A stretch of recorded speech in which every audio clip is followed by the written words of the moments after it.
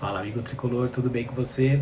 Guga aqui, iniciando aqui o projeto do canal Recupera SPFC, um canal de torcedor para torcedor, onde a gente vai emitir opiniões e vocês, através de curtidas e comentários, podem interagir para ajudar a construir o conteúdo do canal, a dar voz àquilo que vocês tenham vontade de dizer ou vontade de perguntar. A gente vai buscar também construir o conteúdo com base naquilo que vocês têm interesse, mas principalmente também dando luz à situação que o clube se encontra, né, nosso tricolor, porque a situação atual é muito preocupante, principalmente no que tange as finanças do clube, né? Então a ideia é a gente trazer, expor a situação, falar sobre isso e também através dos vídeos buscar possíveis soluções que poderiam ajudar o clube a captar também mais recursos e construir um caminho para a saída dessa situação, né? Então já agradeço a sua presença e no final vou fazer duas provocações aqui à nossa diretoria. Gostaria que eles dessem atenção a isso, porque eles devem satisfações. Bom, então, gente, nosso balanço foi divulgado aí há cerca de 2 semanas e constatou aquilo que a gente já sabe. O clube tem afundado em dívidas, numa gestão não profissional, que tem gerado cada vez mais prejuízo ao clube, né? Então, uma gestão que principalmente desde o terceiro mandato do Juvenal Juvencio, vem se afundando em polêmicas, em situações obscuras, em problemas com intermediadores, em questão de viagens, e aí não é só o Casares, são todos esses presidentes, né? Então, Carlos Miguel Aidar, Leco, o próprio Casares, o Juvenal, tinham situações assim que no passado não vinham tanto a público, né? Então é um ponto que mostra que a gestão profissional ela não existe no clube, né? E aí o resultado vem e a gente tem um balanço divulgado com o resultado do ano passado que mostra que o clube tem 968 milhões em dívidas, 232 milhões foi o déficit do ano passado, sendo que o faturamento foi o maior da história. Então o São Paulo nunca faturou tanto, mais de 700 milhões com receitas de estádio, publicidade e próprio clube social, e mesmo assim a gente teve o pior resultado da história. Parabéns a Júlio Casares, Carlos Belmonte, que vem mantendo assim esse nível de gestão das anteriores, né? Esse nível de gestão, essa consistência de gestão ruim, né? Que vocês têm mantido, principalmente no que tange as finanças do clube, né? Então, acho que já passou da hora da gente ter uma gestão profissional, contratar um economista, alguém do mercado financeiro para apoiar aí na gestão das finanças, um CFO eventualmente, para que a gente possa conduzir melhor o pagamento os gastos do clube, né? Mas alguns pontos chamam a atenção no faturamento. O primeiro foi esse, né? A gente tem um déficit milionário, sendo que foi o maior faturamento do clube, da história. Então, esse é um ponto que chama muita atenção. O segundo ponto de muita atenção é o clube teve superávit apenas em 2022, onde ele teve um superávit de 32 milhões. Se a gente projeta, se o clube passasse a ter o mesmo resultado nos próximos anos, a gente precisaria de pelo menos 27 anos para zerar as dívidas atuais. Olha o absurdo que já chegou essa situação. 27 anos. Isso chamando a atenção que a dívida não fica parada, ela vai corrigindo pelos juros, né? Então, a gente vê que a situação do clube é grave. Mais grave ainda quando a gente observa que o clube tem, nos próximos 12 meses, muitas dívidas com vencimento, de curto prazo. Em alguns canais, você observa o valor de 500 milhões em dívidas de curto prazo. Né? Então, isso chama muita atenção, porque são dívidas que poderiam, de alguma forma, gerar transfer ban, gerar algum tipo de impacto na operação do próprio clube. Então, é uma situação muito alarmante. E aí o FDIC viria para ajudar no gerenciamento dessas contas. Só que o que acontece? O FDIC ele vai captar, ou já captou, 240 milhões de reais. Só que o que me chamou a atenção e o que eu não esperava é que já houvessem recursos do FDIC lançados no faturamento de 2024. A gente tinha cerca de 110 milhões lançados como um recurso captado pelo FDIC.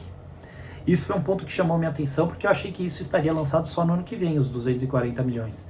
Então, mais um ponto. Falta transparência. Com o que foi usado esses 110 milhões? Espero eu que para pagar parte dessas dívidas de vencimento de curto prazo. E não para ficar pagando o custeio operacional outras contas do clube que poderiam prejudicar essas outras, né? Então isso é um ponto muito importante de atenção, que mostra que a situação do clube é grave, muito grave. Então aquela história de que vamos precisar sofrer um ano para que no ano que vem a gente esteja melhor, para mim já começa a cair por terra. Eu acho que ano que vem a gente não vai estar melhor, né? E aí eu estou desconsiderando as pessoas que estão na gestão, porque se eu considerar quem está na gestão, eu posso considerar que nos próximos 2 anos, pelo menos, isso não vai acontecer, porque já mostraram pelo histórico recente de que não tem capacidade, né? Então, esse é um ponto fulcral aqui, importante, que me gera mais preocupação ainda, né?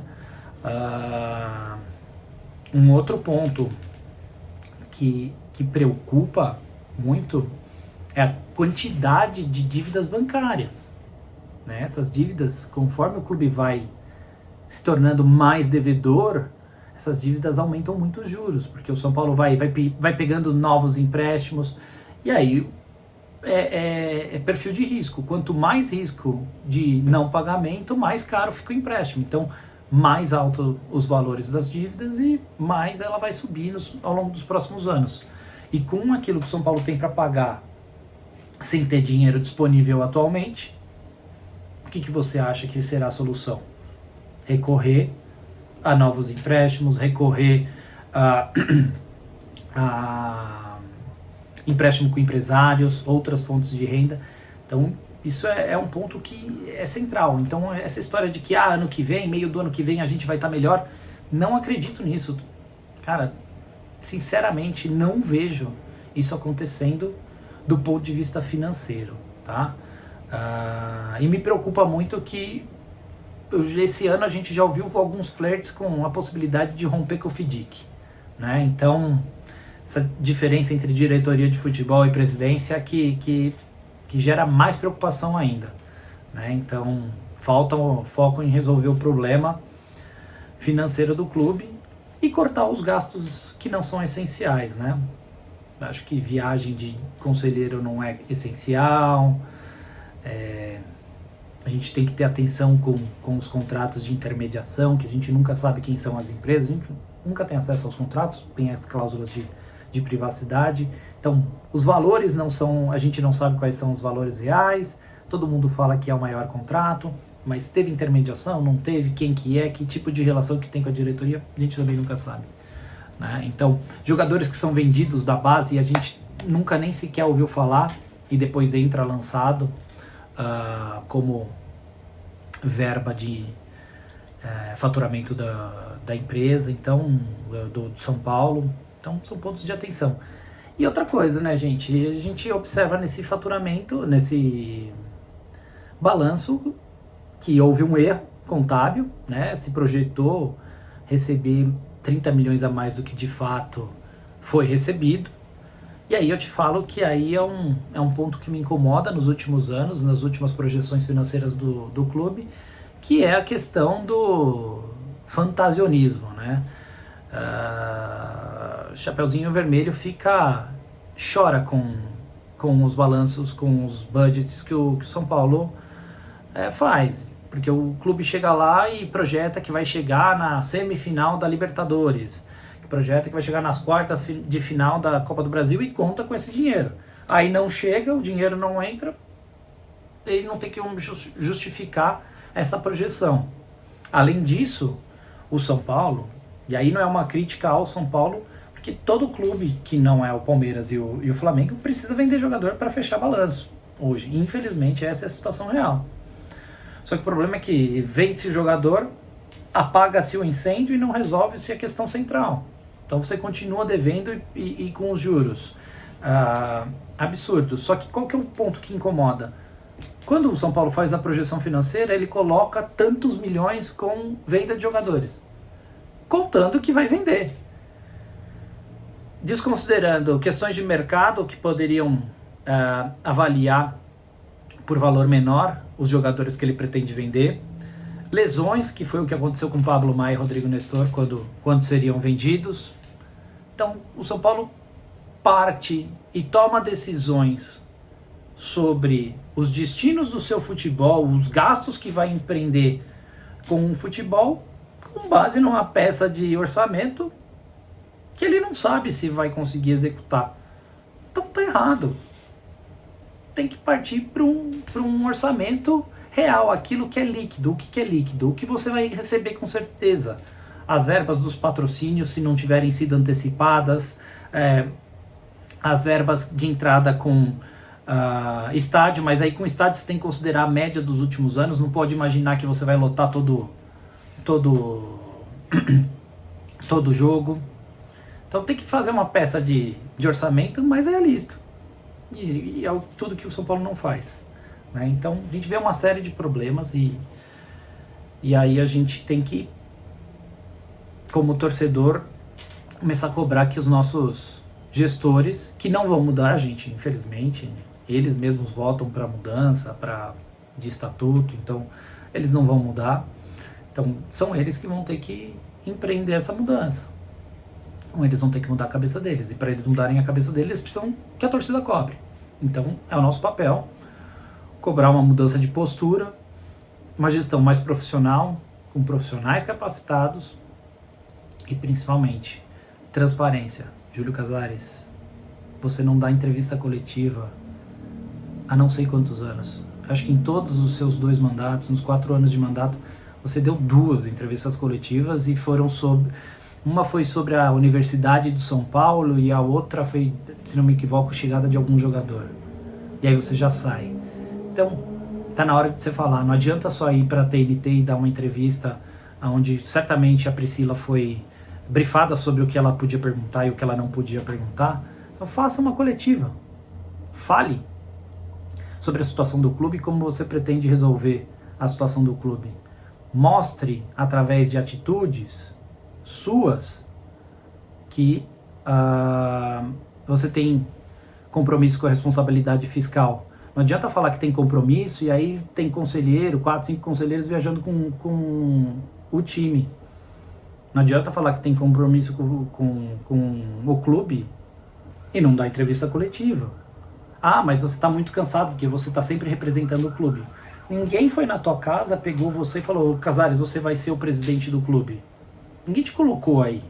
Você quis, você esteve envolvido em todas as últimas gestões, então você deve, e você recebe salário.